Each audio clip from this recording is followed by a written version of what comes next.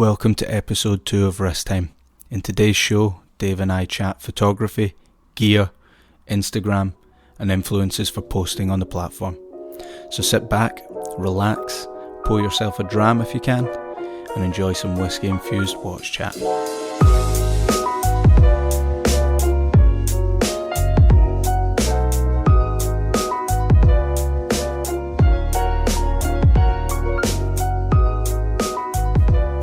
We're live.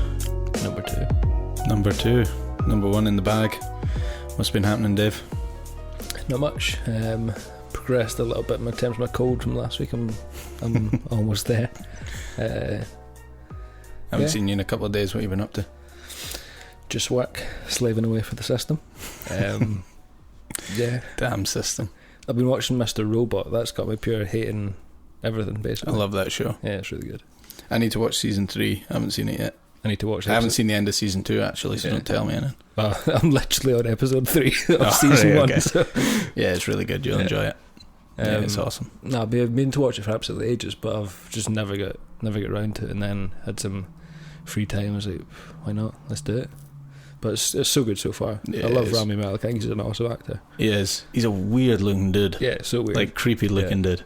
I think like not in a bad way, but like I think he suits those roles. I think he does get kind of what's it called, like typecast a lot. Yeah, but nah, so far episode 3's killing it. But I can't wait to see him in the new Queen film. I think that's going to be excellent. Be awesome. Yeah, it'll be interesting. I don't know. I haven't looked up actually to see if it's actually him that sings in it.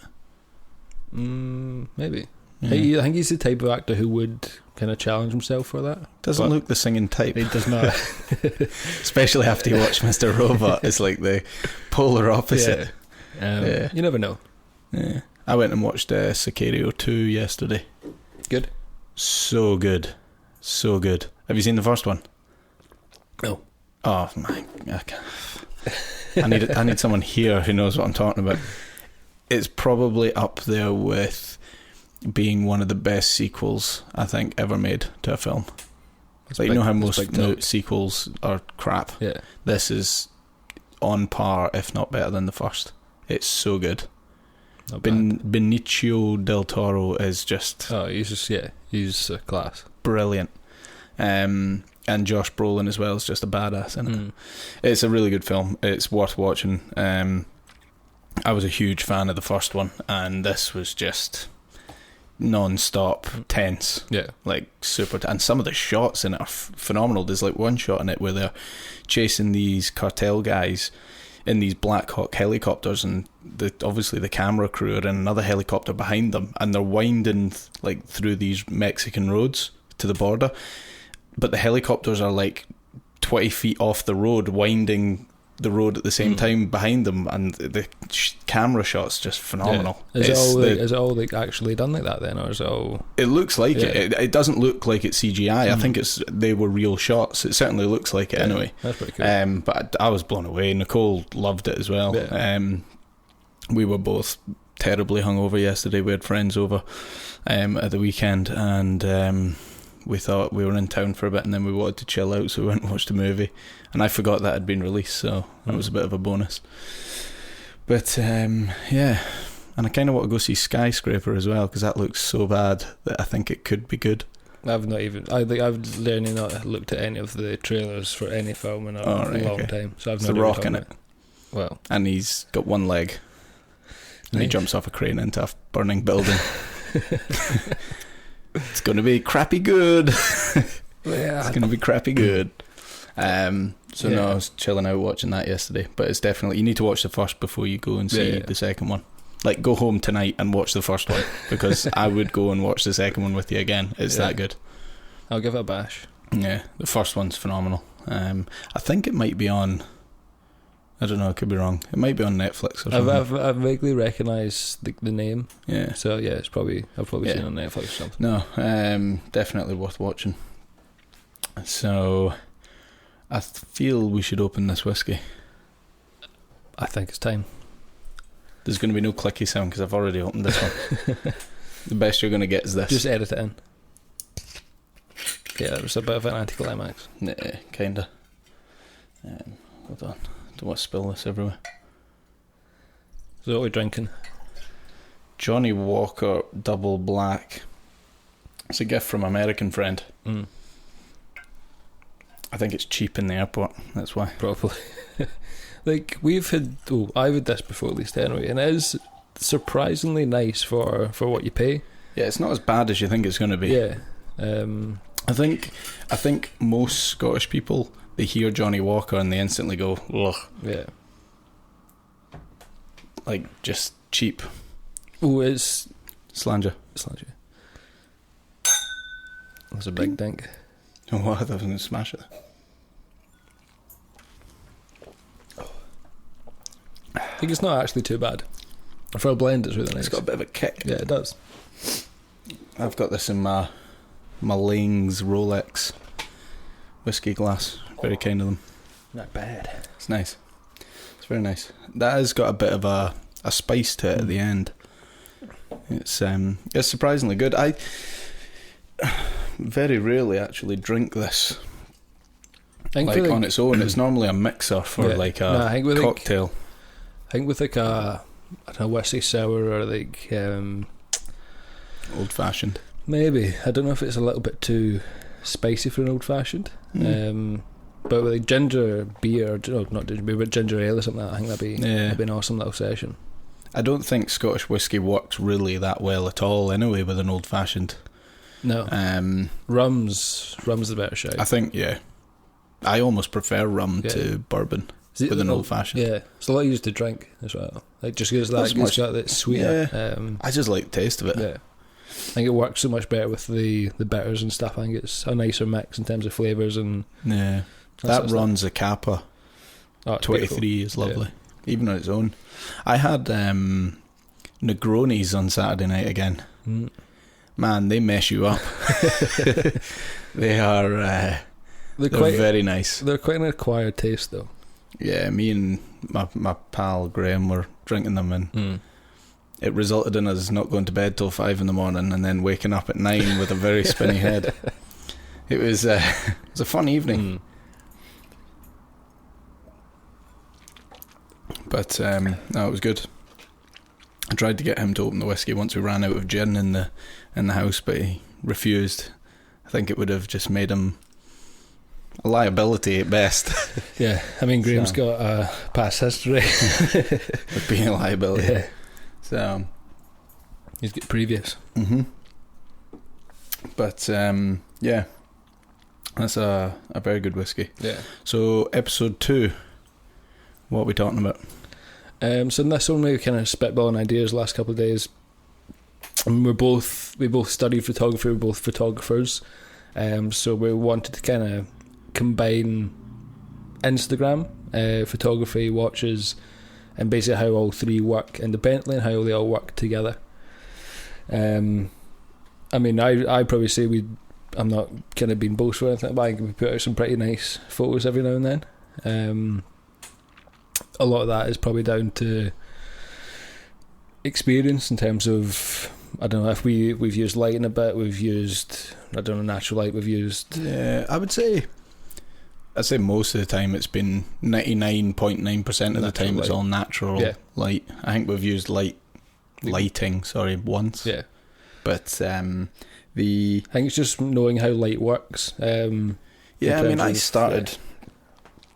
I started that Instagram account. I can't even remember the reason why I started it, but I just thought it would be a good idea to separate watches from my personal account. Yeah, well, I had a personal account that I was using for like the kind of art side of stuff that I do, and I was following loads of artists and photographers and different creators who are more into the sort of the visual art side. Yeah, and then I was following guys like Hodinkee and I don't know, Revolution and loads of watch brands, and then it was becoming too diluted with each other, so I wasn't getting the content. I wanted to go to this account for certain content and then another account for certain content. So I decided to get and split them just so it was two separate halves. Yeah. I think I changed mine and made a separate one, and I think the biggest reason was because the majority of my friends didn't give a shit about me posting pictures of watches. So I was like, you know what, I'll not post that there, let me go and create this and keep it completely separate.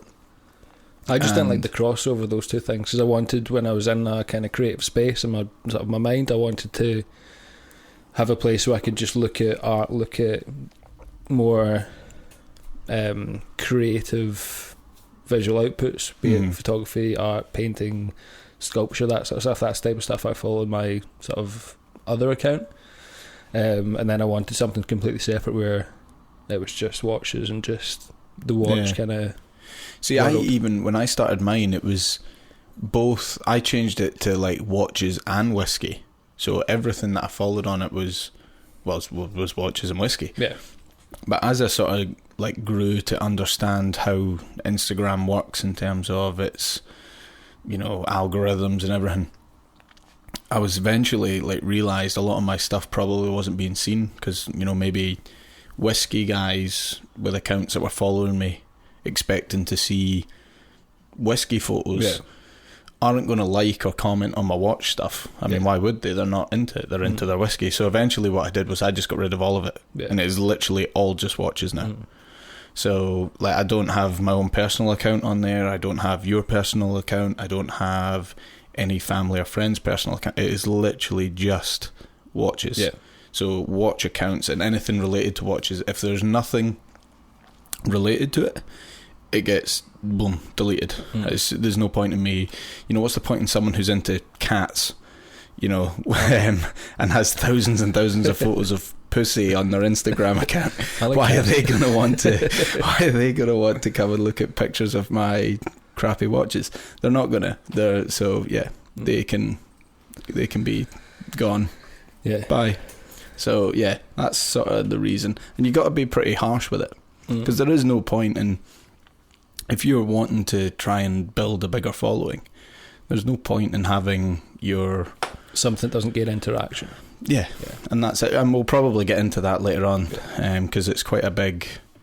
Well, the research I did anyway is quite a big. There's a lot to it to do that. So, but we started ours around about the same time. I think you started yours about a week or two after I did.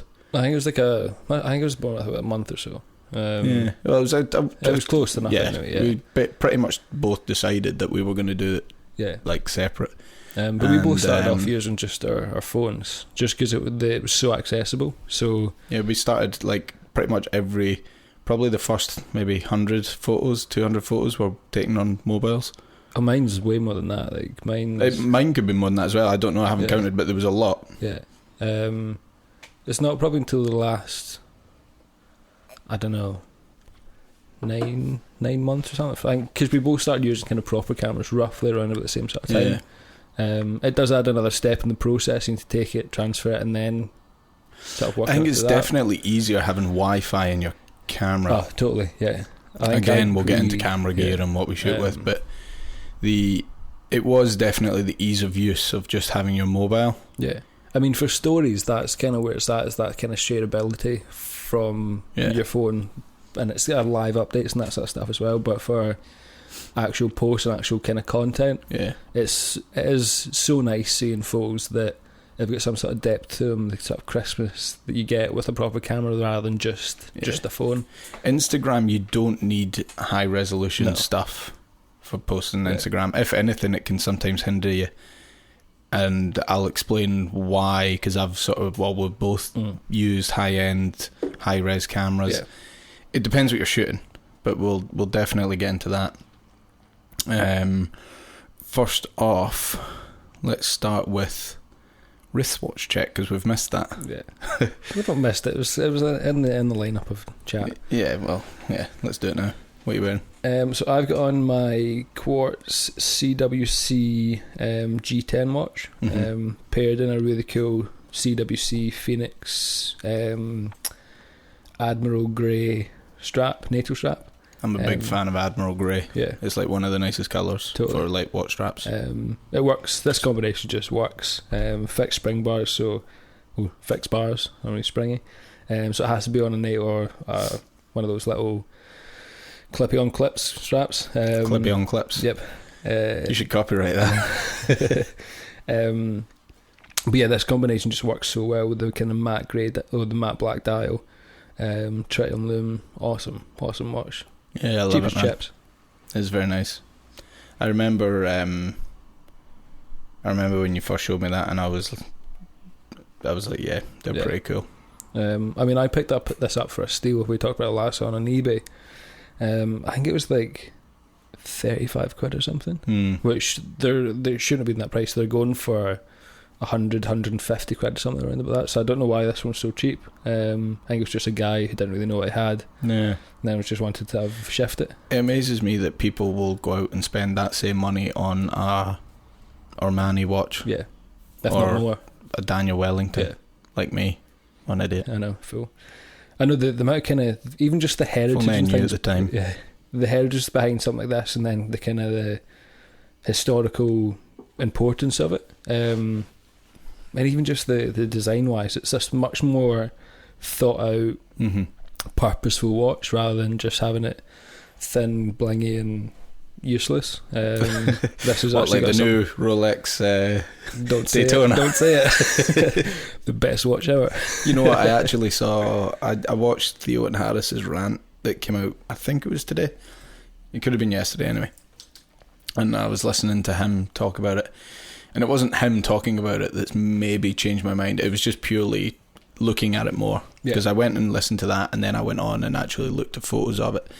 And see, when you actually see the battens, you know, and you see the colour change, they're perfect. And like he said in his rant, if you go and listen to him, like 1 stone down, you might not notice too much of a difference. 2 stones down, 3 stones down, you're into a completely different colour, but it's the subtle change right the way around it, and it is impressive. I think it's a work of art. Yeah, it's ugly as a watch, and I would never wear it, but it's impressive in terms of what they've done. There's absolutely no doubt about it. Yeah, I disagree. I think it's a lovely watch, and I would 100% wear it. I think it's absolutely incredible. I probably couldn't pull it off. I just look like a moron. But yeah, I totally. Why agree. would you look like a moron if you love it? Why would you look like a moron? I mean, no, not like a moron, but just that you're trying to prove that you're minted. Where I mean, you probably are if you're wearing that watch. You would be very rich if you were buying a £70,000 watch, but you need to be a certain type of person to be able to pull off. Why? You love it though. I know. You just said. I know, but that's what's cool about it. Like, I absolutely love it, but if I could pull it off, maybe. See, I don't think that's true love. If you wouldn't feel comfortable wearing it, I'll probably need to own it to make. I think if you really, really, really, really liked it, I don't think you'd give a shit what anyone thought, and you'd wear it all the time. That's real love, probably. I'll spend. But I'm impressed. I have slightly changed. I am getting more and more impressed with it the more I see it in terms of the way it's been made. Yeah, especially by a company like Rolex, who sometimes get a bad name for being too expensive for the type of quality they put out. I don't necessarily think it's that. I think it's more so the history of them, and the way they're going. Like, they were always tool watches and sports watches, and now, well, take this Daytona, the Rainbow Daytona. It's complete polar opposite of what they've been known for. I mean, who's going to use that for time in race cars? Like, if you're a true Rolex fanboy, I don't think you're going to like that watch. If you're a fanboy of the history, the company, the story behind them as a brand, I don't think you would be a big fan of it. I could be wrong, but I don't think you would be. I think if you're a fan of the brand itself, I think you would be more accustomed to saying, yeah, this is cool. I like what Rolex is doing and showing off what they actually can do. I think that's the main reason why I like that Daytona. I don't think they need to prove they can do anything. They're Rolex. I mean, it's always nice seeing. I'm pretty sure they could do whatever they want. Probably, but it's always nice seeing a brand kind of push themselves in terms of. I mean, they've made everything. They've got their own thing for the gold. What's it called? They should do a Rainbow Explorer too. No, that's too far. Nah. Let's see how many people they'll really piss off. If you want a Rainbow Explorer 2, just hit the thumbs up.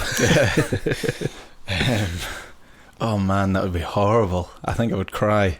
Yeah, maybe. But then again, that might be what people's thoughts are on the Daytona. You get so many people that are into that one watch, that, you know, to then see it being given this makeover. Yeah.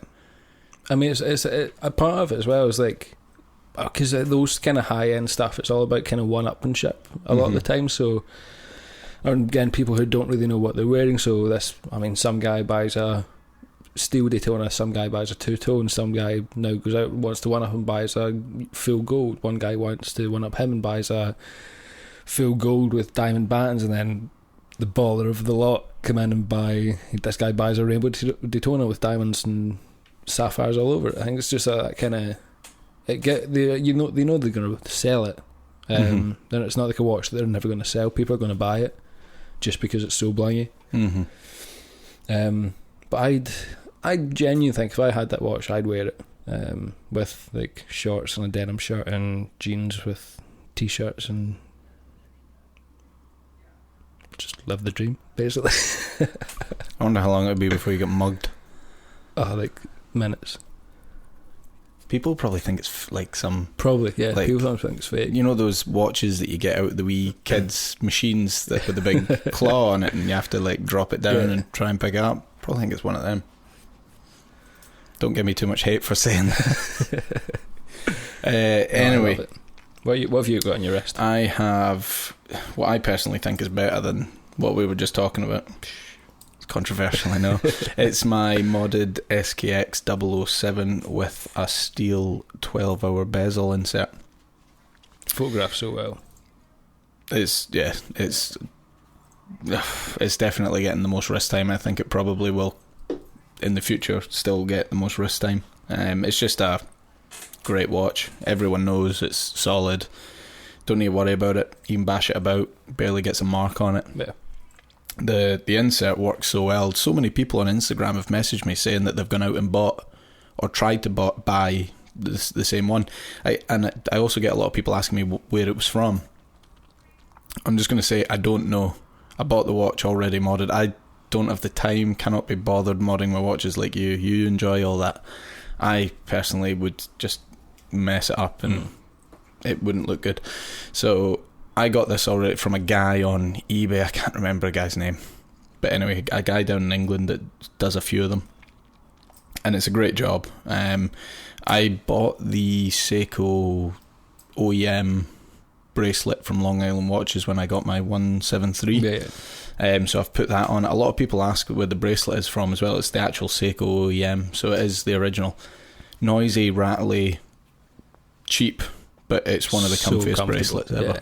It's, you know what, I don't think I'll ever wear... I'll always have an SKX on a bracelet. Yeah. And I'll always have one on a NATO, I think. Yeah. I need to actually get I think I've got one 22mm NATO strap. So currently my 173 is on a undersized... what NATO is it on? Toxic NATO. Yeah. The grey Toxic NATO, which is awesome as well. So yeah, currently wearing this, and it's just the tits. It's pretty good. It's pretty baller. Yeah, I like it. It's very nice. So yeah. So we get to the main topic. The nitty gritty. Instagram. So what gear is it you are currently using? I mean, I already know, but you know, it's for the folks out there. I think we've both tried like a ton of gear. We're still talking about cameras. That was a joke, by the way. That was a joke.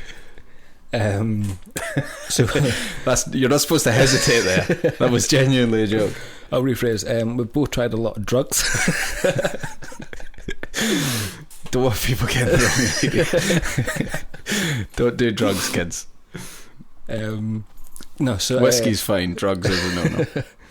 Yeah, so we've both tried a lot of cameras in terms of taking photos for a various of kind of different situations. I mean, we've tried anything from kind of point and shoots like RX100s, Sonys, that sort of stuff, up to medium format GFXs, so Fuji medium format digital. I mean, completely different worlds in terms of output and performance wise, but what I found to be something that suits me, because again, it's all down to personal preference in terms of what you want to carry with you and the ease of kind of transfers. That's another thing. So I use a Fuji X Pro 2. I've been a bit of a Fuji fanboy since the original X100s. I bought that pretty much as soon as it came out. It was because of you. I ended up buying an X100. Yeah. So I bought that. I got the black one because it was like a limited edition one. Because the silver one came out, and I was like, oh, that's cool, but I prefer the black. And then they released it. Then I just picked one up for. I don't even know when. I just bought one. Back then it was only a 12 megapixel sensor. It was the Fuji X-Trans, so without getting too complex about it, definitely in terms of the way the sensor's made, gives you nicer colours basically. Skin tones, landscapes, the kind of blues and greens look so much nicer from the Fuji sensor than from my personal opinion, than anything else. So I went from the kind of X100. Tried out various ones, got an X Pro 2 because I wanted to change lenses, sold that, got an X Pro, got an X Pro 1, sorry, and then sold that, got an X Pro 2. I'm a bit of a rangefinder boy. You're a Leica whore as well. A little bit. So I don't blame you. Yeah, no, Leica make the best cameras in my opinion ever. I don't know why. Well, I do know why you don't, but I think it would be awesome to start seeing you post film shots of your watches. The exact same what you're doing now, and it'll take about 10 million weeks to get it on Instagram, but that's, it'll be worth it once it's there. Yeah. Now the thing with actual rangefinders is the closest focusing distance is like, with the lenses I've got, is 0.7 meters. So 70 centimeters basically. Which, I mean, if you're doing like a wrist shot, you're like this sort of distance, and you can't see through the viewfinder. It is a bit annoying, but I've done a few shots here and there with them. But why is it limited so just much with like that? The way the rangefinder couples with the lens. Oh really? It's got a close. It doesn't have a very close focusing distance. Yeah. I mean, we've got a Zeiss lens that focuses at 0.5 meters, so it's a little bit closer, but then it doesn't show in the viewfinder.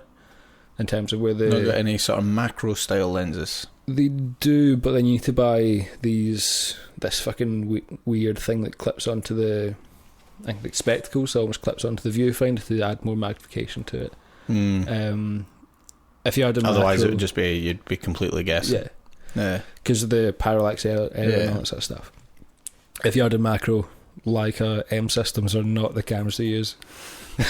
Like, I'm sorry, but no. Yeah, before people go out there and start dropping 4 or 5 grand in a Leica and expecting to do wrist shots, it's not going to happen. Although, saying that, some of the nicest wrist shots I've seen, I think is it Keystone?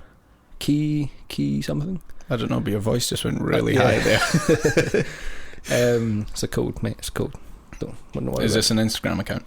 Yeah, I think it's they sell watches, but they do a lot of their product shots with the Leica Q, which isn't an M system, but it's basically got a 28mm lens. 28mm, so it's quite wide, full frame, but the quality of that is just stunning. That's a beautiful, beautiful camera. That's the only camera that I'd probably ever sell my X Pro. I wouldn't. See, I looked at a lot of reviews on that, and I think for what we do, I don't think it would work very well. And I can't remember the reasons why. It was ages ago I watched it. But I remember going, yeah, that wouldn't work, and I can't remember why. Well, it's a 28mm, so it's wider than Yeah, but I don't think it would be. I don't think it's the lens that was the issue. It was something else, and it's completely. Could be the close focusing. It might have been. No, apparently the macro mode on it's awesome. Yeah, because it's got a macro function on the lens, and apparently it focuses really close. I can't remember what it was. There was an issue I had with it. I'll need to try and find out what it was. Yeah. But the shots I've seen from these guys, it looks awesome. And I'm just a bit of a Leica fanboy. I've got an M2, an M6, a couple of lenses. No digital yet.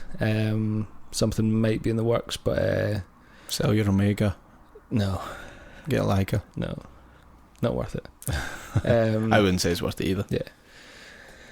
I don't know, but yeah, digital Leica is kind of the next go for me photography wise, Yeah. or camera wise. One of the best cameras I've ever tried. The Leica monochrome. Yeah, the monochrome's just ridiculous. The tones on that are phenomenal. Yeah, it's still the best I've ever seen on digital. Yeah, on digital it's probably one of the best. I mean, I'd say that I've not used enough medium format cameras to compare it, but from what I've used a lot of full frame cameras, and the tones on that are just, and I love black and white photography. Yeah. Like street photography, portrait photography is my big thing when it comes to photography. It's what I really love. And black and white, I think it's photography in its purest form. Definitely. You don't have different colours that maybe take you. You're purely focusing on the subject when it's in black and white, and you can nail the tonal range. Whereas with colour, there's more room to mess it up, I think, when you're shooting in colour. Yeah. But it's not so much that. I just like the purity of black and white and focusing on a subject, and I think it sucks you in a wee bit better than colour does. It definitely shows the kind of form of the form of an object or form of a subject more, because you're not, like you said, you're not distracted by any other imposing features, like if it's bright red or if there's any other kind of things happening in the background. It's all to do with tone, greys, 50 Shades of Grey. Don't know what you're talking about. I mean, yeah, that book? No idea. You read it? No, never heard of it. Or the range of greys that black and white or film gives you, or digital gives you. The monochromes are fantastic, but again, nothing compares to a roll of Tri-X. Like that's probably my favourite black and white film. You just can't beat film in terms of black and white tonal range. I agree. Or even colour. I'm just going to put it out, you cannot beat film in terms of colour or black and white. I still think it's ahead in terms of, in print form, 100% yes. Yeah. In digital form, like it's getting close. You're starting to see people replicating it pretty well, but when you see it in print, I mean, it's night and day. Yeah. The only downside to film is the digital aspect of it. So if you're doing everything analog, then digital doesn't even come close to it. Yeah. So if you're shooting on film, doing darkroom prints, and then having it as a print form that's all done analog, so all done through wet process and that sort of stuff. Digital, nowhere near. But as soon as you start digitizing film, and as soon as you start relying on a digital aspect when it comes to film, that's when you really start to. That's just digital technology stuff. It just brings up digital closer to film, just because in theory you're bringing the film down a level. Yeah, because that's what I mean. Yeah, you're using lesser media to replicate it, basically. Yeah.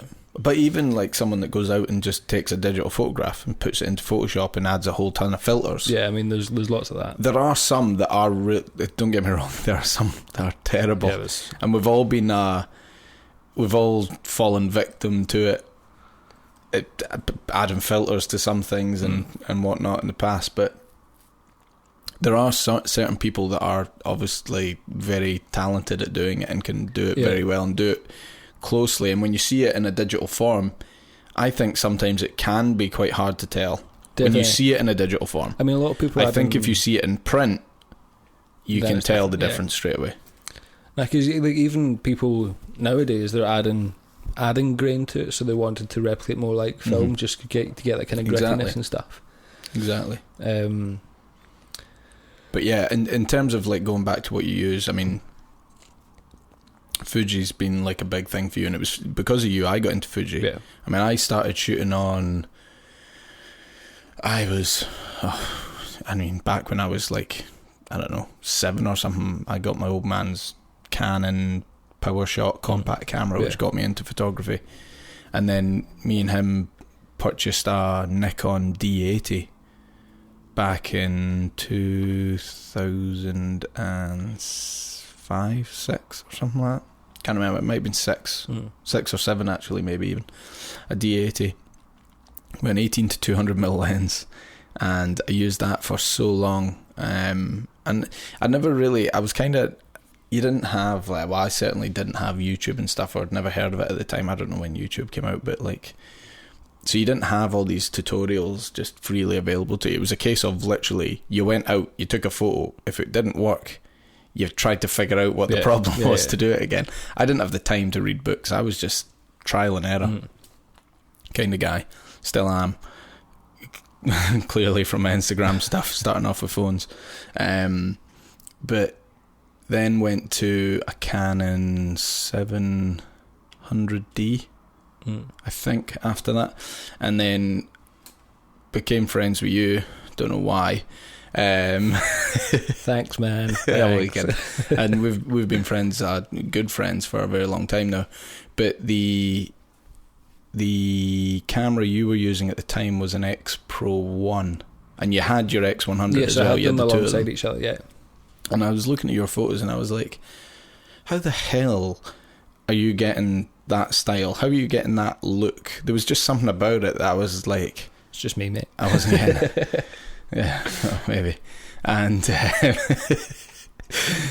and eventually I decided to buy an X100S. Yeah.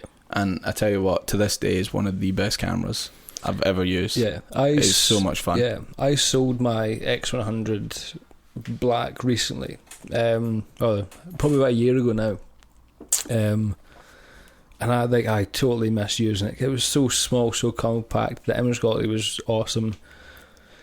Focusing was useless. The focusing was absolutely terrible. Low light performance was could have been better. But the way that camera works, and the way it worked for me when I was using it, I got some of the best photos I've ever taken with that camera. Just wandering around, I knew what the lens was. I knew what the frame was going to be before I even looked through the camera, and that's why I love shooting things like primes and that sort of stuff. Just because if you've been using it the same lens for long enough, you know what the photo's going to be, composition wise, before you even lift the camera to look through it.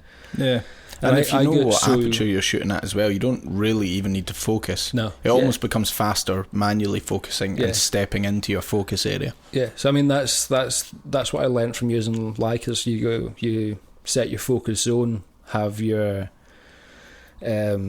what's it called, the not depth of field, there's like a word for it, your hyperfocal distance. That's basically the area that's in focus. Yeah, so you set to that, click, as long as your subject's within that area, it's going to be sharp. So that's and you just work it out. If your subject's 10 feet in front of you, you know it's going to be within that area.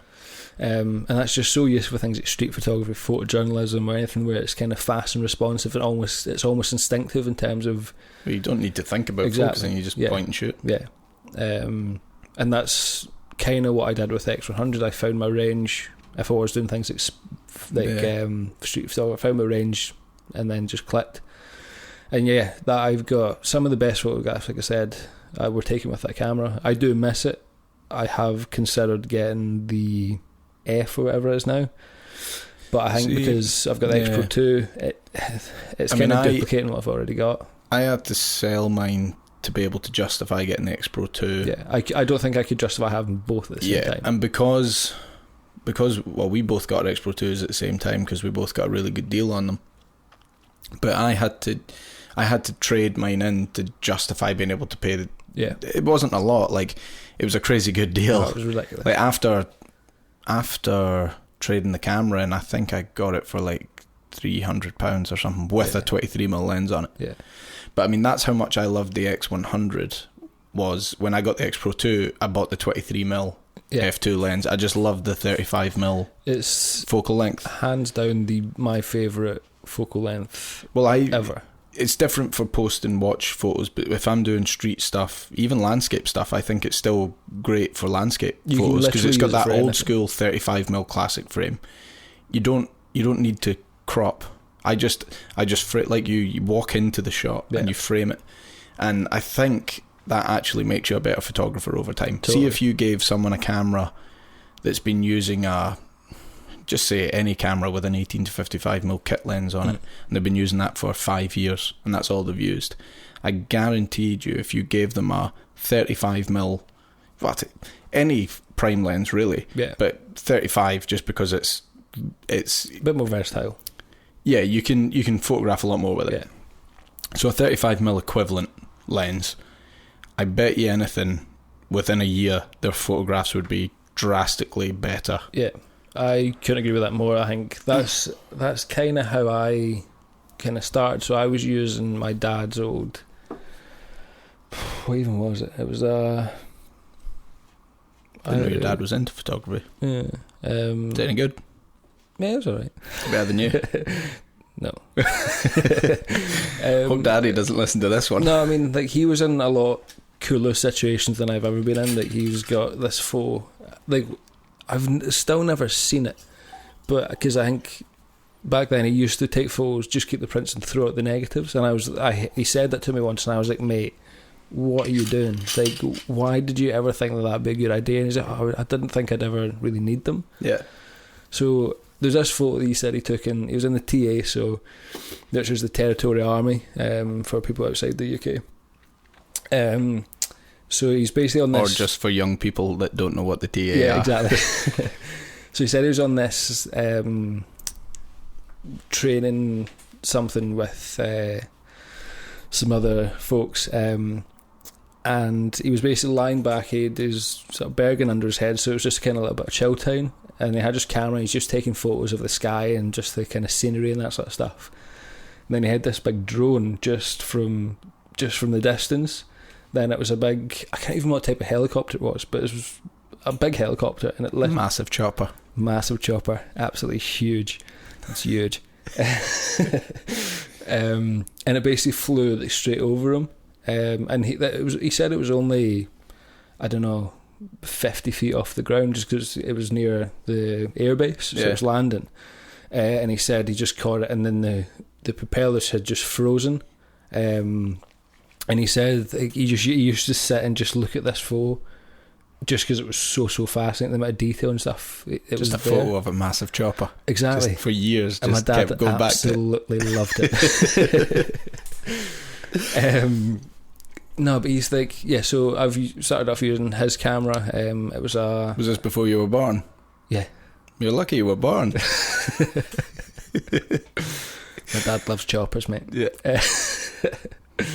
I've only had one whiskey as well. I know you're already insulting my family, great. Sorry, carry on. Yeah, so he had this camera, can't remember what it's called, but that had a fixed, I think it was a 58mm lens. Mm-hmm. And even when I was a kid, just running around with it, just taking photos, blurry photos, not really knowing how to use it, but it had a little kind of button you pressed, and then the light meter needle kind of went up and down, and I almost used it as a little game, so you matched the little needle at the side of the camera just to the centre line. So I was like, I'm going to play this game where I can get it as close to the centre line as possible, and then take the photograph. So that's the way I kind of learnt what shutter speeds and apertures kind of were. I didn't realise what they were doing, but that's how I realised that once it's in the middle, that's right. If it's up, it's too bright. If it's down, it's too dark. I had no idea what all the numbers and letters actually meant. Yeah. I just knew I had to get this little line at the zero, and then that was going to give me, in theory, a decent photograph. Yeah. But I was like, I must have been, I don't know, 9 or 10 when I was doing that, and then I didn't really use the camera because I was like, why am I using a film camera? Like, I want to use digital, because I got kind of, I don't know, I started to not like that I had to go into a place and get it processed and wait a week and then do that. I wanted something a bit faster, so then I didn't really use a camera. And then probably, I mean, I started my kind of photography venture pretty much when Instagram was like launched. I was downloaded it pretty much straight away and just taking photos just of anything, like flowers, trees, choppers, like windows, literally anything. And yeah, so then from there I got a decent better camera. I got a Nikon of some sort, and then that's kind of where my photography kind of grew from. And then I studied it, and then it just went from there. But yeah, I don't really know where that story came from. I think it all started with your dad taking pictures of penises. Helicopters. I meant helicopters. No, I know what you mean. Like, it's, and I tell you what, I think if I say if, when I know it's going to happen eventually, I'm going to have a child, unless there's something wrong with me and I physically can't. But I'm being told I'm going to be having one. Not by you. It's certainly one thing I would sort of not push, but kind of push them towards. Like, I think it's a really good thing to learn from a young age. Well, I think it's just like, because I know, like, I know people my age that have tried to take it up, and they can't fathom how, they just don't understand the whole triangle. They don't understand the aperture, shutter speed, ISO thing. They just, for some reason, it just doesn't go in, and it doesn't matter how much you show them or try and explain it in the easiest possible way, it just doesn't go in. And I think it's certainly something you'll see younger people catch a lot easier than others. It's more of a kind of sponge when you're at that age. You kind of take in so much more. Your mental capacity and your brain capacity can absorb so much more information, so much more a lot more skill set, I'd say. No, but it's definitely something I'd like to have, because I take photos of everything. Like, I literally have more than likely always got a camera with me at some point.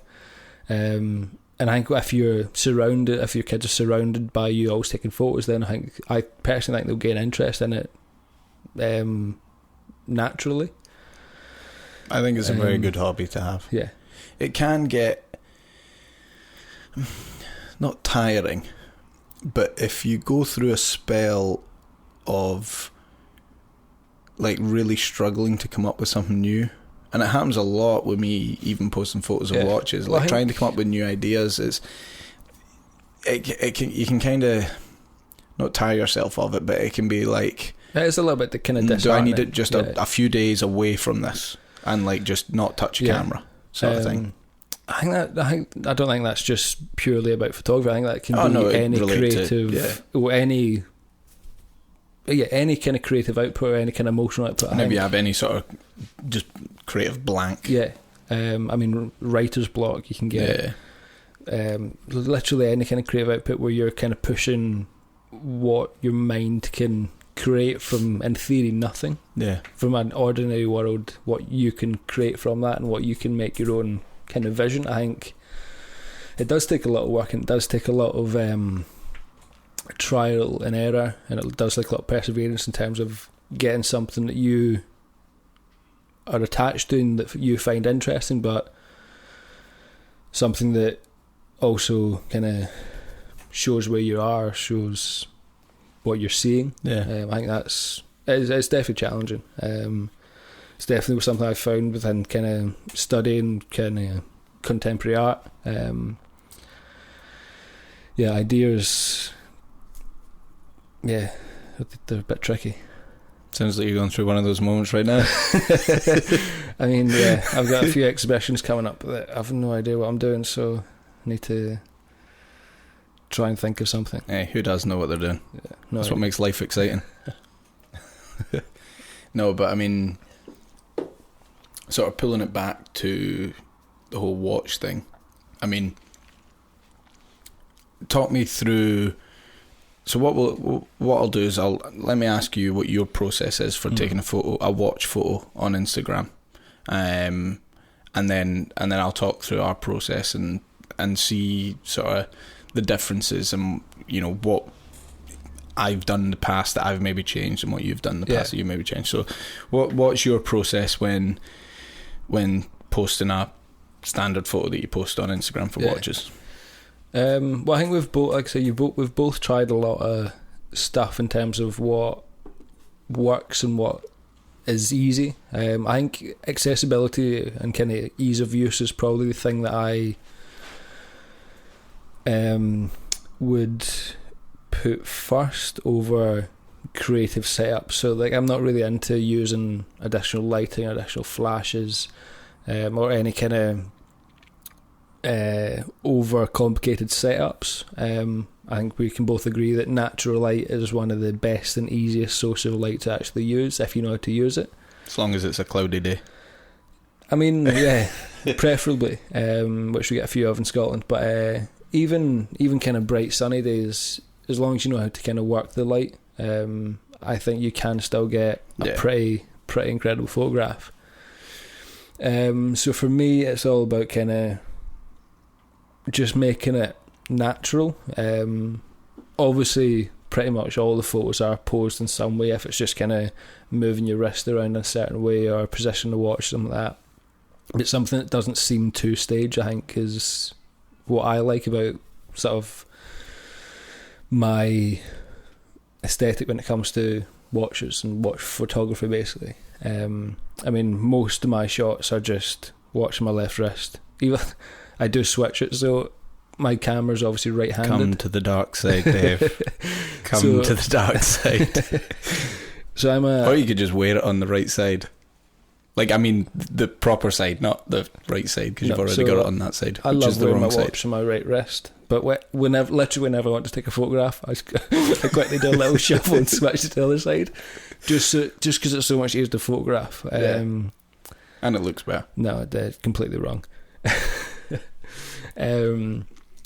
But yeah, so I switched to my left hand, wiggle my wrist around a little bit just to get the reflection stuff right, and then press a button, really. It is obviously dependent on the light, so I like to be in a situation where the light's soft enough that you still see the kind of detail and there's no kind of harsh reflections off the sapphire, off the glass and that sort of stuff, but it's always nice to get something a little bit harsher sometimes, like direct sunlight, which really kind of shows off the texture of the dial or the kind of texture of the, I don't know, patina if it's a vintage watch, or that kind of the characteristics of the watch. Because I think if you take, I mean, the watch that changes most in my collection is probably my vintage Omega, because that's got a really kind of custardy dial. If you hold that in bright sunlight compared to if you hold it indoors, it's a completely different watch. The dimensions of the dial just completely change, just because the way, for one, probably the Hesse light, and then the dial itself, it completely changes the way it looks.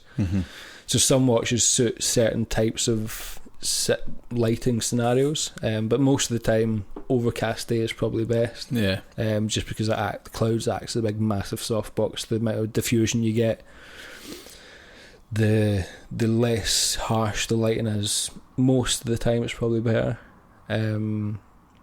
But yeah, I think I like to keep my watch shots pretty kind of natural. I don't really put too much effort into posing them and kind of elaborate kind of setups. I'm not saying that's bad or that's wrong. I know the Black Dial chap, he puts a lot of work into his feed and his posts. I think his photos are amazing, but it's not something I, for one, have got the patience for. And it is a long process to get those types of results as well. So I like something just quick, easy, off the wrist, basically. In terms of processing, I use the Fuji X Pro 2 23mm, either 1.4 or f2 lens. 1.4 is a far superior lens in terms of sharpness between the two. Fuji's got the app, so transfer it straight to my phone, do all the editing either through Visco, and then the only reason I use Snapseed is for the healing, so the retouching, so getting out any kind of bits of dust or any other bits that I've missed when I'm taking the photograph. Any specks of dust is probably the main thing I use for that, but that's literally the only reason I use Snapseed, is just for that one function. It works so well. I do have kind of like presets that I kind of go back to, because I like to keep all the sort of photos having a kind of similar sort of aesthetic look to them, just to make it a little bit more uniform. Uniform.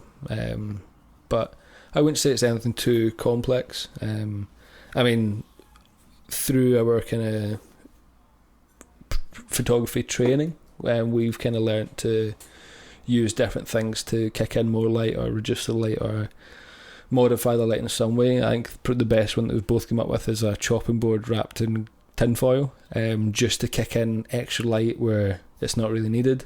Even a bit of white paper can just dramatically change the way a photo looks. Just kind of you're kicking in light from the light side to the dark side, and then it makes both sides a little bit more equal. Just little things like that can take the photographs to the next level. I think we've both messed around with that enough to know it works so well. But yeah, I wouldn't say I've got an too overly complex process. No. I mean, I wouldn't either, and like I'll talk you through my process. Mine is very, very simple, and like you, I don't have the patience to be. I don't have the patience to be putting up lights, anything like that. I really can't be bothered with it. The 99.9% of my shots are all like just random times of the day, off the cuff, where I've got the opportunity to take a photograph. Yeah. And then maybe got 10-15 minutes. I don't like spending more than 10-15 minutes editing a photo. I don't think you need more than that. No. So I'm going to be quite sort of detailed in terms of my breakdown of doing it, because I get a lot of people on Instagram asking, and it's a pain having to. I should really copy and paste like how I do it, just so when people ask, I can just copy and paste it. Lazy. Rather than typing it all out. But basically, so if I take a lot of. I love pocket shots. I think they're the best kind of watch shots, and I take a lot of them. And I think I've kind of got pretty good at it. Like, I think that depending on the lens I'm using affects it. Now, again, the majority of the time I'm using a Fuji X Pro 2 with a 23mm either f2 or 1.4 when I get the opportunity to use it. The 1.4 is the better lens. 100%. It's so much sharper wide open than the f2. Yeah, it's such a good lens. But from 2.8 upwards, I don't think there's much difference in the two lenses. I wouldn't say so.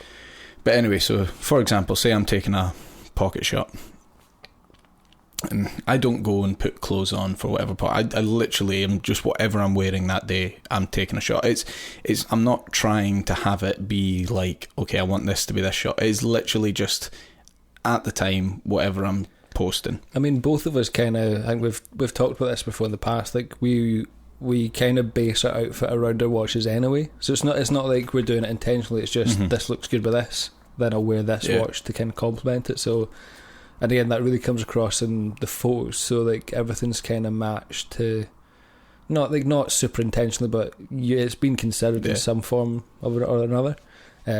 Just in terms of this blue dial looks good with a denim shirt, or this NATO strap on this military watch looks good with a field jacket, and it's just all about your style, rather than I'm going to wear this for my pocket shot, I'm going to post it at 3 o'clock. Like, it's not that. It's just a kind of a relaxed way of actually doing it. I think that's the same for kind of both of us as well. Yeah, I mean, like today I posted a pocket shot today of me wearing the Longines Conquest, and I made a purpose of wearing that today because I posted a photo of it last week saying how I don't wear it enough. Yeah. So I think we even talked about it in the last podcast. Yeah. You don't wear that watch enough for. So like I had that on today, and I was like, I want to take a pocket shot because I don't think I've actually taken a pocket shot of it yet. So whenever I do it, I've got a table. I've got a countertop in the living room that we've got a whole load of photographs in and bits and bobs, candles and whatnot. Anyway, the camera sits perfectly at hip height on that. Well, I say perfectly, it doesn't quite. I have to put it on top of a couple of DVDs or a couple of books or whatever I've got there.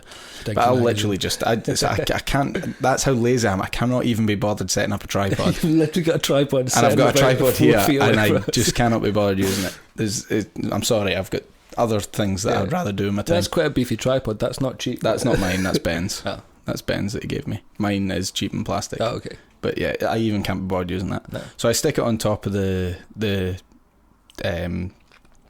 table and stick my hand in my pocket like I normally do. I actually don't. That's not actually what I do next. I'll put my camera on Wi-Fi. So a lot of people go, "How do you take the photo if your hand's in your pocket and your camera's elsewhere? Do you get someone to take it for you?" Use your toe. Unfortunately, I don't have someone that follows me about and takes my pocket shots. I wish I did, but I don't. I put the Wi-Fi on the camera and I use the app, the Fuji app on my phone. So my other hand is actually controlling the aperture, the shutter speed, everything like that. And I'm just viewing it on the phone and controlling it that way. And I'm normally shooting, if I'm doing a pocket shot, I'll try and get it at 1.4 depending on the watch. So for example, the Longines Heritage Conquest, That was on the Fuji f2 23 f2 lens, so I had that on f2.8 purely because it's just too soft at f2. If it was on the 1.4 version of that lens, I would have had it on 1.4. The problem with the 1.4, if I have a very deep dial, like for example the Paddy Turtle, the dial sits a lot deeper than the bezel, and I want the bezel in focus. If I shoot at 1.4, quite often, depending on how close I am to the camera, the bezel will be out of focus. So it'll depend on what style of shot. Sometimes I try and do that, sometimes I don't, so I'll change the aperture dependent. But I generally quite like it soft, so the clothes behind the watch are slightly just dropping out of focus. And I'll take the shot, I'll set, depending on the light, I'll set all my settings to whatnot. And then I transfer it over via Wi-Fi. Now I'll always shoot landscape and then crop in, because I feel when I do a 4:3 crop, portrait crop, it's perfect for Instagram, and I don't need to sharpen that's it. The crop that I use. Yeah. Like, I don't need to sharpen it. If you start sharpening it, it looks over sharpened on Instagram. So I always take it into Snapseed first, and I always do, like you said, I'll do the healing, I'll adjust the basics, like the highlights, the shadows, I'll adjust the contrast, the white balance if I just need to tweak it a little bit. Then what I'll do is I'll take it into Visco, and that is where I crop it in Visco. And I'll normally, when I'm in there, I'll normally just add, like, I'll maybe put one of the filter effects on, but maybe only like a very, very small amount. Like, they go up to like 12 or something. I'll normally have them on like 3, 4, like 3 very, 4, very slight change them, because I don't want them looking overly edited. No. And again, like it's always the same sort of filters I use. I don't have any presets because I can't be bothered with that. I think it depends on each individual photo. Yeah, I mean, depend on the style. The presets, you just select them and you still have to kind of tweak them from that. And so I'll take it into there. I'll then send that to Instagram, and what I'll do in there is I'll put it into the portrait mode, and then I'll maybe zoom in using that portrait mode depending on what the crop's like, and adjust it that way. And then I'll do very, very minor tweaks in that and then share it. But very rarely, if I follow those sets of rules, just from trial and error over time, it might not work for a lot of people, but I find that gets the optimum sharpness with that camera and lens without having to sharpen it.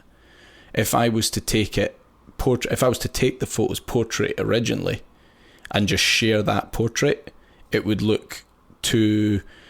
be too compressed, where it would look too sharp, if you know what I mean. Yeah. Whereas if I took that in portrait and zoomed in like 50% of that, it would be pin sharp. But because it's a full res portrait, it looks, you know, that way when you just over sharpen things, it just looks like that. Yeah, especially so if I take it landscape, crop it down to portrait, that gives me the optimum sharpness for Instagram, because it's a tiny file. Yeah. You know, so, and that's basically the process. It wouldn't take me, well, depending on how long it takes me to get the style of shot, again, depending on the light, because you want it optimum when it's grey skies, nice diffused light.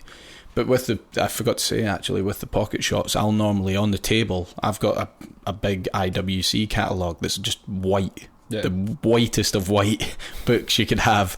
Instead of using the whole cutting board with tinfoil on it like I used to, I just stick that book there, and that just bounces a really nice diffused light onto, especially if I'm wearing bracelets, because of where the window is. There's one side of the watch that doesn't get as much light, so that just bounces nice light over onto that side of the watch. So I'll normally, for any other shots, like say I'm in work or I'm out and about and I want to take a photo, I'll literally be hunting about for what I can find. A lot of people will see watch photos of me, of mine, where the watches are sitting on something.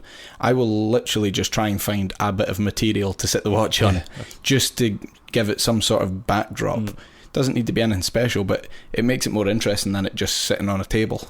Yeah, or sitting so I'll find, like, if I'm in work, I'll use people's jackets and jumpers and whatnot that are lying there. I'll just sit them down and take photos of them, and just do that. Like, I'll literally, if I'm out and about, just try and find something interesting, but I'm not going to spend hours doing it. No. It's that will start taking the fun away from me. Yeah. I like being able to just quickly be able to take a photo, quickly be able to post it to a good enough quality that I'm happy with and that I know people will enjoy looking at. Yeah. And it keeps it simple. I think you can go OTT with it.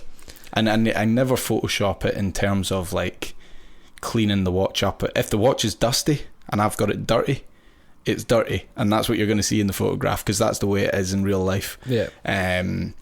And don't get me wrong, I like the catalogue-y style shots. I think they're very, very nice. I just, like you, I just don't have the patience. Yeah, I think as well, you want to keep your feed kind of uniform in terms of the way it looks. So if you spend 2 hours on this one shot and it looks epic and it's the best photograph ever, Yeah. if you were to post just a wrist shot of I would something fall out the of same love sort of level, if I spent a lot of time taking photos. Like a lot of time having to do that setup. yeah. I wouldn't. I know, knowing me, I wouldn't enjoy it. No, that's why I like the kind of instantaneousness of taking photos, send it to your phone, edit it, and then sharing it straight away. The biggest hassle of posting regularly with a good quality camera is when you don't have the camera. Oh, I know. And then you're like, oh, this would make for a really good photo. You don't have your camera, so you post a story because you use your phone. Well, me and you have both sort of come to the conclusion that we only really use our phones for stories now. I mean, I bought the iPhone 10 being like, oh, it's got portrait mode, I'll be able to use it for my wrist shots without having to carry my Fuji around all the time. It's crap. It's literally terrible. Yeah. Like I did one yesterday, it was kind of half, it was alright. But it wasn't post level quality. I just put it on my story just because I was like, it was alright, but you still got that kind of fall off with what portrait mode gives you. But it's just still not there yet. I think maybe with the later kind of updates, iOS updates, they might kind of fix the issues that it's got where it's blurring things that shouldn't be blurred, or I don't think they've got it quite nailed yet. But it'll be interesting to see that in a couple of years' time. The benefit, and a lot of people will message me on Instagram and say, like, what gear are you using? And I'll always say to them, it doesn't really matter what camera you're using. It depends on the content. Yeah. And there are people I follow on Instagram that clearly aren't using cameras, and their photos are bloody awesome. Yeah. Like they're just because their content is so good. Look at Ben Clamer, for instance. His I apologise if I've mispronounced his surname. I'm Scottish. But the majority of his are all on his phone. Yeah. But his content's awesome. Yeah. So it's one of these things. But what I will say is, from someone who's used a phone and taken a lot of photos and posted them and then using a camera, like I said, the resolution doesn't really matter because the files are so small. Where the camera makes a big difference is your tonal range, your drop off. Yeah. So your depth of field. They're the two that I think are the big things for Instagram, because you can really make a certain part of a watch stand out if you can shoot wide open shots. Yeah, totally. And you're not always going to shoot wide open, but it gives you more scope to play about with it. Yeah, I'd say so. And that's where carrying your camera with you, and you've got to be quite disciplined. Like, we're in a fortunate position where we have access to a lot of good quality camera gear. Yeah. But there are people who aren't. But I think you could take good quality photos on a camera with a lens for under £500. Totally. Easy. Yeah. For Instagram. Yeah. I would, if you're going to go and do high quality prints and everything like that, it wouldn't be up to that sort of standard, I don't think. But for Instagram, I think you could certainly, like, you could get a 1300D Canon with a 50mm 1.8. It would take brilliant photos for Instagram. Yeah. That. Well, Canon do that. I think it's a 40mm 2.8 lens, so that it's giving you a slightly wider option. Yeah. And that'd be an awesome little setup. Nice drop off, decent kind of lens. Yeah. Quality's sharp as a prime lens. I don't think you would have any issues. Because what's an X Pro 2? An X Pro 2 is going to cost you what? 1,200 body only. 1,200, and then a 23 f2 400 quid. 400, and the 1.4 is what, 800? Yeah. So I mean, I certainly wouldn't say to anyone listening to this to, you know, if they're wanting to up their watch Instagram game, don't go out and buy all that kit. We do a lot more than just Instagram photos. We use it for work and so it's not a case of go out and buy that. You could get a good quality camera and a good lens for under £500. Yeah. There's no doubt about it. Even something like an RX100, the kind of compact that Sony do, it's got the bigger sensor, but it probably doesn't give you the same sort of drop off in terms of depth of field wise, but sharpness wise, or something like the Canon G7X Mark II, I think they're on now. Something like that is a really, really decent camera.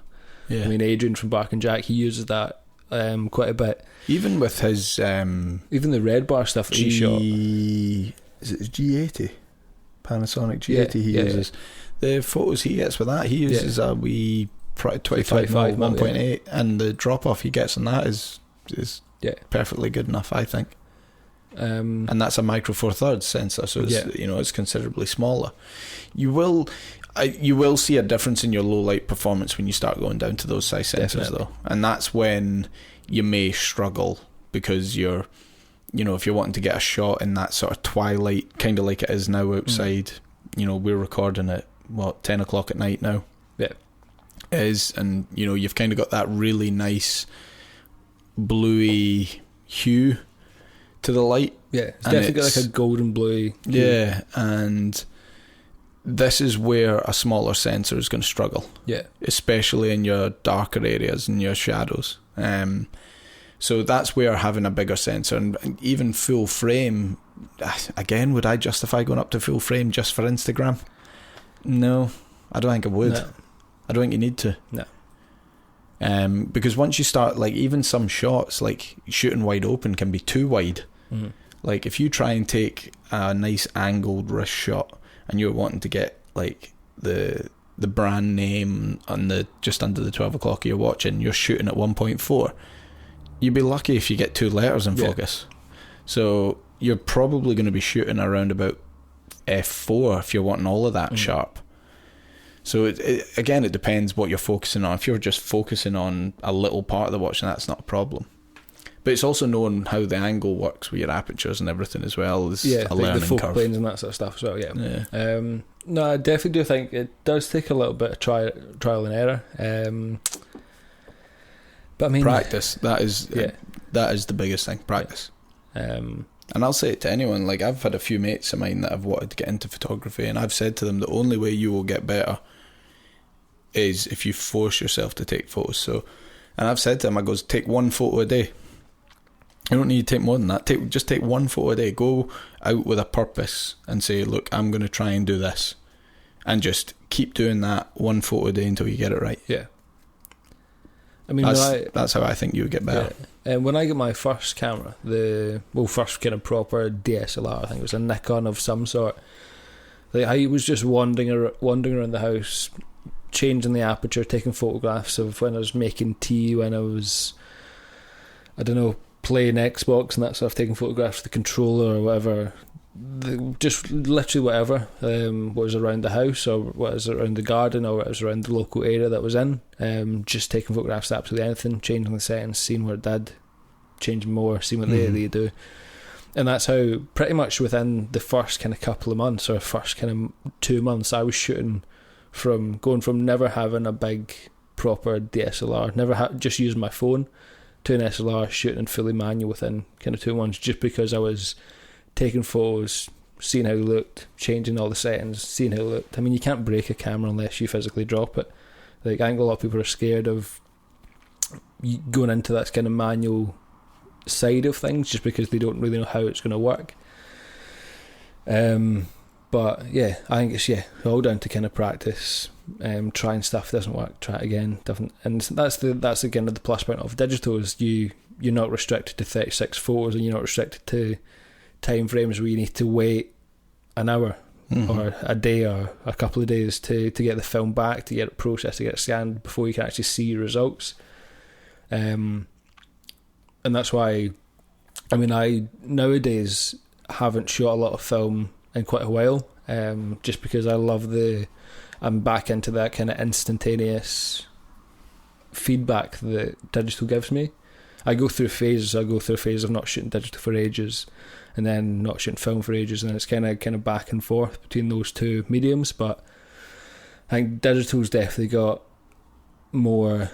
Well, it is more immediacy. It's got more immediacy to it, and yeah, that just works for this type of stuff, for sharing content or sharing ideas or sharing literally anything you can think of immediately. Well, I mean, that's the other thing as well, is when you're sharing content immediately, your feedback is immediate.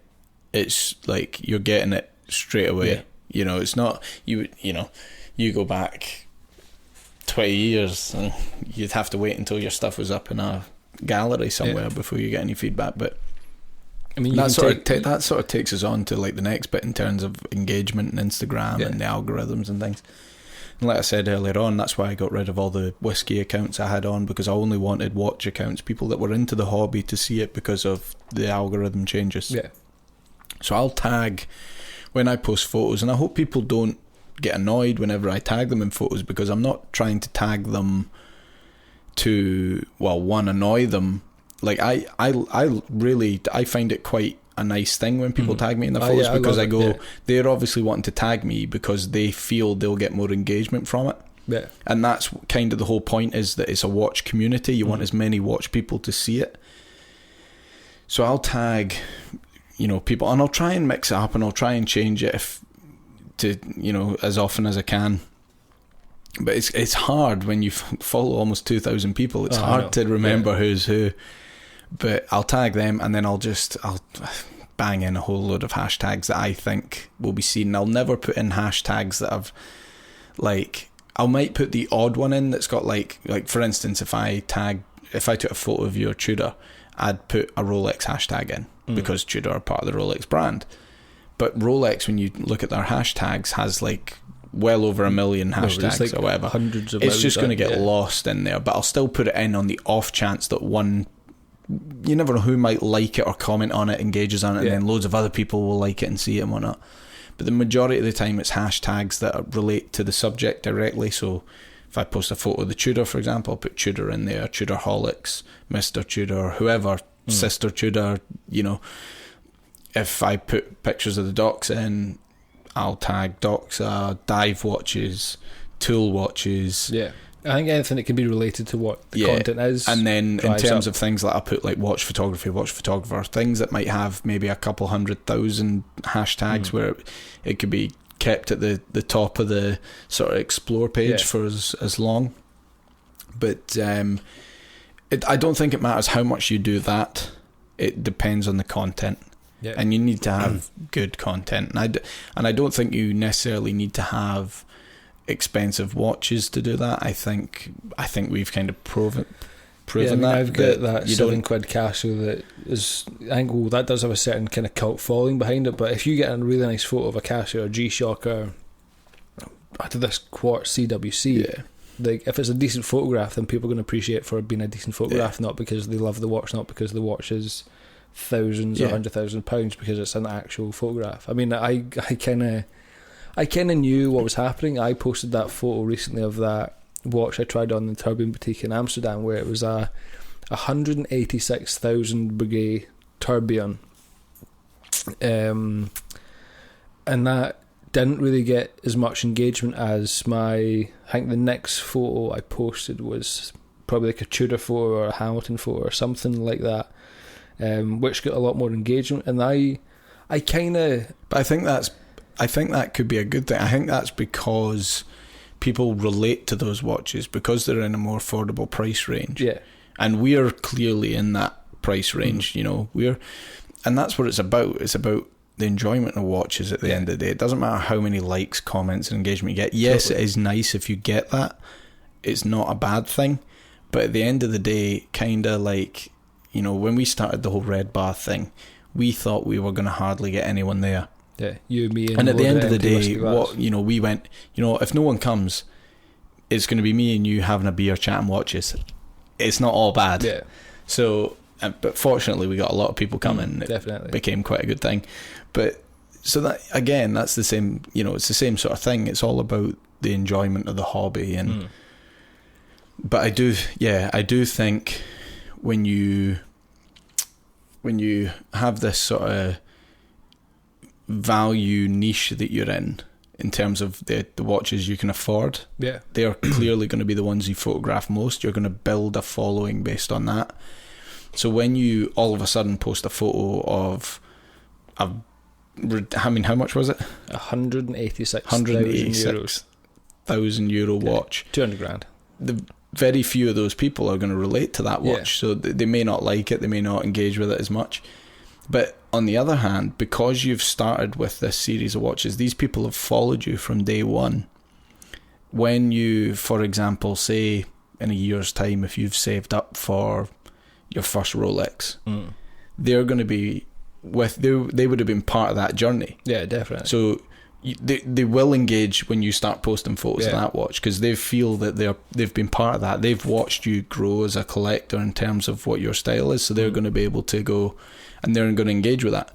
I think if you went out and just won the lottery and just bought £1 million watch, I guarantee you wouldn't get as much engagement, because it's not on a personal level. It's just all of a sudden this thing has just appeared. They've not got any reason to like it or engage with it. I'd agree with that. It's not an aspect I've kind of thought about, is the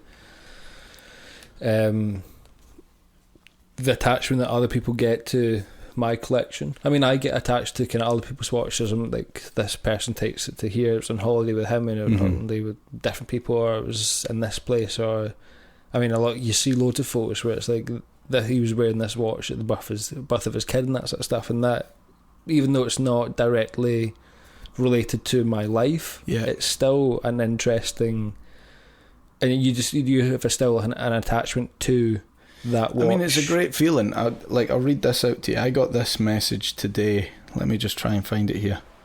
I got this message today when I posted that pocket shot of the Longines, okay?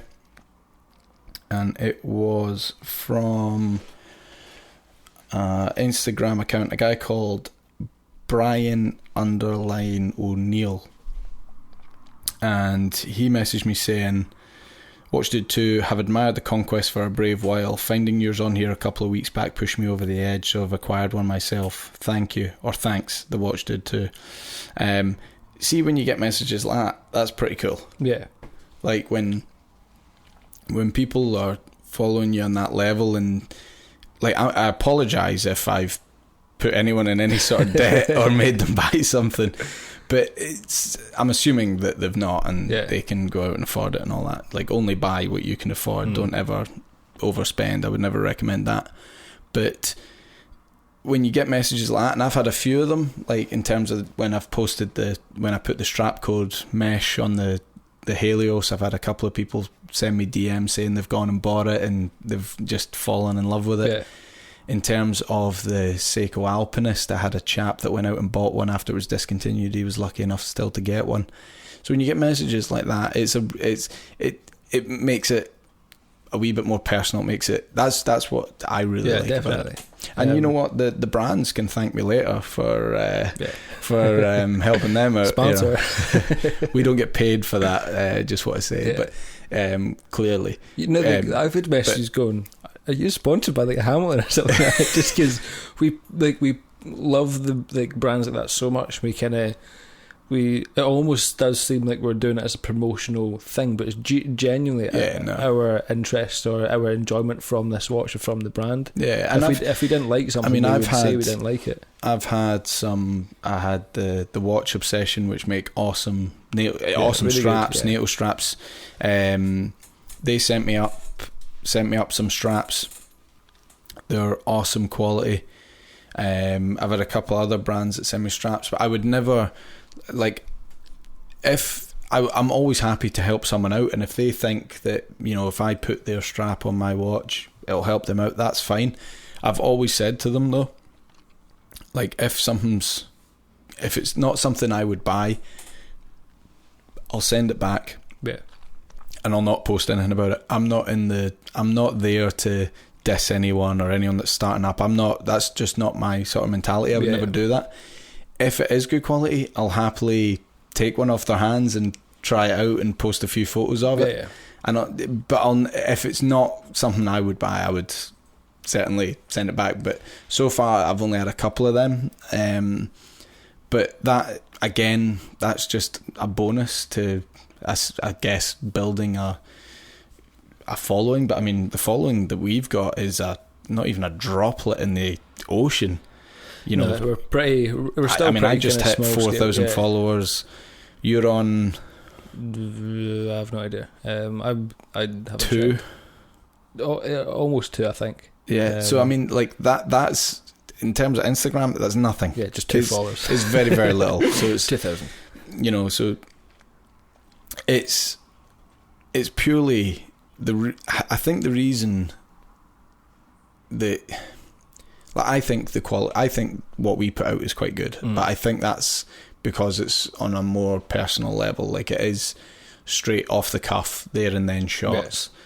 Yeah. It's honest, and it's not like we incorporate it. I mean, technically, I don't think the photos are always perfect. No, I just, in terms of the content, like, there's a lot of photos I'll go back and go, damn, I wish I took that again. Yeah. Like, I've messed something up. I've maybe not had the right aperture or the right balance, white. Yeah. The one thing that I normally get wrong the most is the white balance. Yeah, because I just end up forgetting to change it from the last time I used it. So, bit of advice for everyone: whenever you take a shot, always put your white balance back to default or whatever you normally have it on. Don't be like me and leave it on. You like to do like custom white balances in like every single shot that you do, whereas I literally have it on automatic and then I just let it change its own. The only reason I don't is because, see, like in the light we're in just now, that twilight, see, if I leave that in automatic, it just comes out blue. Yeah, I think that's I kind of, with the kind of Fuji sensor, it's a bit more magenta in terms of the colour cast it gives off, but I'm kind of an auto white balance kind of guy. Do you think there's anything we've missed? Instagram, watch, photography wise? I think we've pretty much covered everything. Yeah. I can't think. I'm trying to think what people would generally ask us, and I think we've pretty much covered it. Yeah, we've done kind of the gear chat. I don't know. I think we got it. I think we got it nailed. Yeah. Start winding it up. I'd agree with that. So, so I know what you've got planned this week. You're watching Sicario. Yeah. It's going to happen. Yeah, sure. I'm going to make you do it so I can go watch the second one with you again, because I want to go watch that. And I'm going to make sure you do, because I'm going to say right now that we are going to post stories of us going to watch it. Whatever. Yeah, we're going to do it. You need to watch the first one. It's amazing. I'll have it on my checklist of things to do this week. What else have you got planned? I've got a barbecue at my folks tomorrow. Be nice having kind of some family time. Thanks for the invite. Family time. If it was friend and family time, then yeah, you might be including that. But yeah, it's just family time, I'm afraid. But yeah, nothing really planned. I've mentioned I've got a couple of exhibitions coming up. I need to try and wiggle my way through what I'm actually doing for those. Work-wise, still pretty busy. Just slogging away for the system. Sounds good. What about you? Oh, quiet week after that weekend. One of our friends who's just recently, I wouldn't say names, but you know him, recently started dating another girl, so he wanted us to meet. Well, I've already met her, but he wanted a few of our other couples that haven't met her yet to get together, so we had a sort of couples dinner thing. Went for Mexican, had dinner, got really drunk, it was great. Ended up staying up till like 5 a.m. listening to like 90s dance. Nice. It was great. It was awesome. Classic Until vibes. I woke up at 9 the next morning and felt like crap. But no, it was good fun. It's hard, like you get into that age now where it's hard getting everyone together. Everyone's got kids or You're getting old. Work Yeah. gets in the way. But no, having a quiet week and just saving the pennies for my inevitable death in Poland, which is coming. My stag do in Poland. 2 weeks, something like that. 2 weeks. 2 weeks. People ask, are you looking forward to it? My answer is, I don't know. Like, I genuinely don't know if I'm looking forward to it. And it's not like a fear thing. Like, just the unknown. It's the not what we've got knowing. planned. Like I don't think yous are bastards, but part of me thinks they're going to be bastards. I mean, for like, basically, to put this in context, when I organised my stag, my best man is in Australia, so unfortunately he can't come, and a couple other guys can't make it because they're in other countries. But so one of my other groomsmen's organising it, and I basically made a WhatsApp group and added everyone to it and then left. Yeah. Literally within 2 minutes of leaving, I just got text messages going, "You're a dead man." Didn't leave me with much confidence. No, it's got a little bit. So I won't say much, but yeah, it's going to be good. It's going to be good fun. No, I know Maybe it's not going to for be you, good fun. but I know it's going to be good fun. Yeah. But yeah, I mean, for all I know, I've been told I'm going to Poland. I that may not be where we're going. I don't know. That's just what I've been told. I literally have had no organisation in this at all. So no, I'm looking forward to it. I don't know what yous are going to do, but yeah, I'll be keeping the head down until then, because I just know it's going to be horrific Monday morning flight back from, well, supposedly Poland. But it's World Cup final weekend as well, so I think it'll be quite busy. Yeah, the Saturday. So, which is quite funny because there's a few English guys coming, so it'll be hilarious if England got to the final and those guys weren't actually there for it, because yeah, that would just be funny. Because they're my friends, obviously. But yeah, so just living quiet until. I mean, if they do, we will obviously be supporting the other team. Like, without a doubt, that's the Scottish mentality. Apologise for any English people listening. No, genuinely, if England got to the final, I would support them. Like, I genuinely would. I think it would be very harsh for anyone not to. Yeah. Well, certainly from the UK. I mean, there are certain people I would probably not be surprised for not supporting England, but I would certainly support them, and I think they would support us if Scotland were Can you get into the World Cup? I mean, it's been 20 years since we actually qualified for a final to the World Cup, let alone for the final of the World Cup. I think we'll probably be dead and gone a long time before that happens. I don't see it. I mean, I'm not really a football fan. I just know Scottish football is rubbish. Yeah, it's not ideal. Yeah, it's terrible. But yeah, I mean, the World Cup's been interesting. I wouldn't go into much detail because, like you said, I know you're not really into it. I literally know nothing about who's. They kick a ball in a net. That's all you know. I know the functionality of the game, but I don't know who's. Do you know the offside rule? I know that. Yeah. Do you? Yeah, I used to play FIFA. No, this is like how out of touch with football. The last time I was properly into like football was when Ronaldinho and I think it was Wayne Rooney were on the cover of FIFA, the video game. Like that's. I don't even know when that was. I think it was like 2008 or 2006, something or it was something around about that sort of time frame. That's the last time I ever showed any kind of interest in football, apart from kicking a ball around in the park when it's sunny, basically. Oh well. Anyway, so that's what we're doing for the rest of the week. So you're busy with gallery stuff. Yeah. I'm busy being paranoid about what they're going to do to me. So yeah, I think that's a wrap. Good episode 2.